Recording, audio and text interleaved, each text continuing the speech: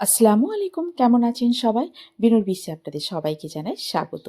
শীত দরজায় কড়া নাড়ছে, আর এই শীতের মরশুমে লুচি, পরোটা, ভাজাভুজি এগুলো খেতে আমার তো দারুণ লাগে। তাই আজকে বানাচ্ছি লুচি, তবে নর্মাল আটা বা ময়দার লুচি নয়, এটা হচ্ছে কুমড়োর লুচি। কি দেখে মনে হচ্ছে না তো যেটা কুমড়োর লুচি? হ্যাঁ, এটা কুমড়ো দিয়ে বানানো লুচি, খেতে অসাধারণ হয়। আজকে সেটাই আপনাদের সঙ্গে আমি শেয়ার করব যে আমি কীরকমভাবে এর আগে বানালাম এই কুমড়োর লুচি। আমি অনেক রেসিপি শেয়ার করেছি আপনাদের সঙ্গে। কুমড়ো চচ্চড়ি, চিংড়ি কুমড়ো বা কুমড়োর ছক্কা, কুমড়োর হালুয়া, কুমড়োর পরোটা, কুমড়োর পায়েসের রেসিপি কিছুদিন আগে আপনাদের সঙ্গে আমি শেয়ার করেছি। আপনাদের মনে হতেই পারে কুমড়োটা আমার খুব পছন্দের সবজি, কিন্তু বিশ্বাস করুন একটা সময় কুমড়োকে আমি দু চক্ষে দেখতে পারতাম না, একদম পছন্দ করতাম না। কিন্তু ওই যে বলে না, বিয়েটা একটা জাঁতাকল, যে এই জাঁতাকলে পড়েছে সে একদম সোজা হয়ে গেছে। আমিও একদম সোজা হয়ে গেছি বিয়ের পরে। এখন কুমড়োটা আমার খুব পছন্দের সবজি। আমাদের বাড়িতে প্রায় প্রত্যেক সপ্তাহে কুমড়ো আসে, কেননা এখন বুঝে গেছি যে কুমড়োটা শরীরের পক্ষে ভীষণ ভালো। আগে বাবা ছেনি হাতুড়ি দিয়ে বুঝিয়েছে যে কুমড়োটা খা রে, কুমড়োটা খুব ভালো জিনিস, শরীরের পক্ষে খুব ভালো। কিন্তু কে বোঝে বলুন কার কথা? জাঁতাকলে না পড়লে কি আর বোঝে কেউ? এখন খুব ভালোভাবে বুঝে গেছি। আর সেই বোঝাটা শুরু হয়েছে আমার বিয়ের পরের দিন থেকে, যখন শ্বশুরবাড়িতে প্রথম যাই, রান্না করে রেখেছিল কুমড়ো দিয়ে মাংস দিয়ে। আর সেই কুমড়োটা ছিল আমার সেজ ননদের শ্বশুরবাড়ির কুমড়ো। আমার সেজ ননদ তো প্রশংসায় পঞ্চমুখ তার কুমড়ো নিয়ে। আর আমি মনে মনে রেগে অস্থির হয়ে যাচ্ছিলাম যে আর কিছু রান্নার পেলো না, একে কুমড়ো রান্না করলো, তার আবার বড়াই মনে করছে। মনে রেগে গেলেও বলার কিছু ছিল না, নতুন বউ তো। খেয়েছিলাম খুব কষ্ট করে, তবে খেতে কিন্তু খুব একটা খারাপ লাগেনি।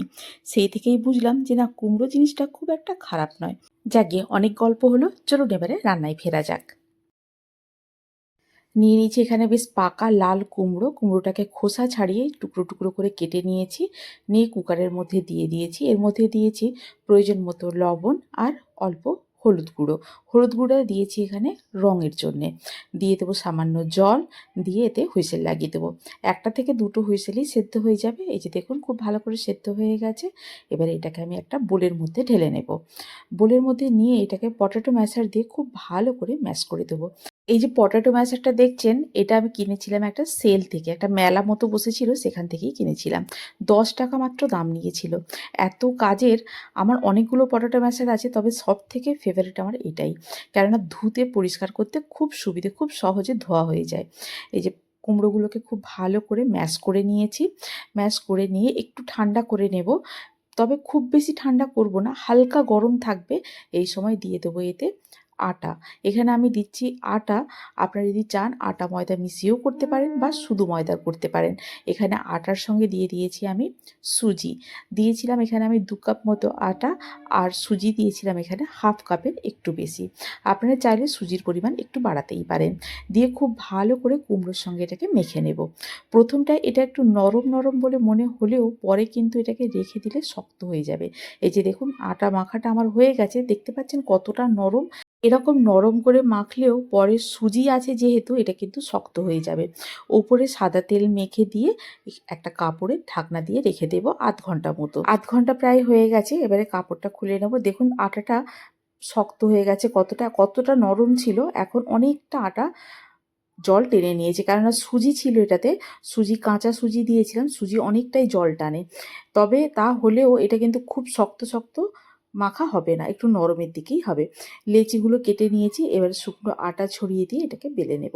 আমি শুকনো আটা দিয়ে বেলছি, আপনারা যদি চান তেল দিয়েও বেলতে পারেন। শুকনো আটা দিয়ে বেললে কি হয় একটা অসুবিধে, যে যখন ভাজা হয় তেলে আটাটা গিয়ে তেলটা পুড়ে যায়। তাই আটা না দিয়ে যদি তেলে বেলতে চান তাহলে তেলেও অনেকগুলোই বেলা হয়ে গেছে। এবারে চলুন এগুলোকে ভেজে নেওয়ার পালা। কড়াই বসিয়ে দিয়েছিলাম, কড়াইটা গরম হয়ে গেলে দিয়ে দেবো এতে সাদা তেল। তেলটা একেবারে ধোঁয়া ওঠা গরম হয়ে গেলেই ছেড়ে দেবো এতে লুচি। লুচিটা একদম 2 পিঠ লাল লাল করে ভেজে তুলে নিতে হবে। এই যে দেখুন কতটা ফুলেছে লুচি, একদম ফুলে বলের মতো হয়ে গেছে। আমাদের কুমড়োর লুচি এইরকমভাবে সব লুচিগুলোকে ভেজে তুলে নেব। এই লুচিগুলো গরম অবস্থায় যেরকম নরম থাকে, ঠান্ডা হয়ে গেলেও কিন্তু নরম থাকবে, কেননা যেহেতু এটা আটার লুচি, সঙ্গে একটু সুজিও দেওয়া হয়েছিল, একদম নরম থাকে এগুলো ঠান্ডা হয়ে গেলেও। ময়দার হলে একটু শক্ত হয়ে যায়, কিন্তু আটার যেহেতু ঠান্ডা হলেও নরম থাকে। যে কোনো কিছু দিয়েই খাওয়া যেতে পারে, তবে আজকে আমি বানিয়েছিলাম ঘুগনি, সেটা দিয়ে সার্ভ করলাম। এই যে পাশে দেখতে পাচ্ছেন পদ্ম ফুলটা, এটা আমার বোন আমাকে গিফট করেছিল। আমরা দুই বোন একটা জিনিস আমরা মেনটেন করি, যেটা হচ্ছে 25শে ডিসেম্বর, 1 জানুয়ারি আর দুজনের জন্মদিনে কিছু না কিছু গিফট করব। এটা আমরা সবসময় করে এসেছি, যখন বোন দেশে ছিল তখনও, আর এখন বোন তার হাজবেন্ডের কর্মসূত্রে থাকে বেলজিয়ামে। ঠিক সময় মতো গিফটটা দুজনকে না দিলেও গিফটটা কিন্তু আমরা কিনে জমিয়ে রেখে দিই। বোন প্রায় 2.5 বছর পর এই কিছুদিন আগে দেশে এসেছিল, তো দুজনের জমানো গিফটগুলো একে অপরকে দিই। সেই গিফটগুলোর মধ্যে এই পদ্ম ফুলটা আমার কাছে সব থেকে প্রিয়, কেননা আমার প্রিয় ফুল হচ্ছে পদ্ম ফুল, আর বোন সেটা জানে, তাই আমার জন্য এই সুন্দর পদ্ম ফুলটা ওখান থেকে নিয়ে এসেছি। আপনারা তাহলে বাড়িতে ট্রাই করুন রেসিপিটি। আর নর্মাল লুচি নয়, এবারে কুমড়োর লুচি বানিয়ে বাড়ির সবাইকে তাক লাগিয়ে দিন। আর যদি ভালো বলে বাড়ির লোকজন, তাহলে বন্ধুদের সঙ্গেও শেয়ার করুন রেসিপিটি। আর যদি কোনো নতুন বন্ধু থেকে থাকেন, তাহলে আমার চ্যানেলটিকে সাবস্ক্রাইব করে পাশে থাকার অনুরোধ রইল। আর হ্যাঁ, যারা ফেসবুক থেকে দেখছেন, তারা কিন্তু ফেসবুক পেজটিকে ফলো করতে একদম ভুলবেন না। আজ তাহলে এই পর্যন্তই, আবার দেখা হবে। ভালো থাকুন, সবাইকে ভালো রাখুন। আল্লাহ হাফিজ।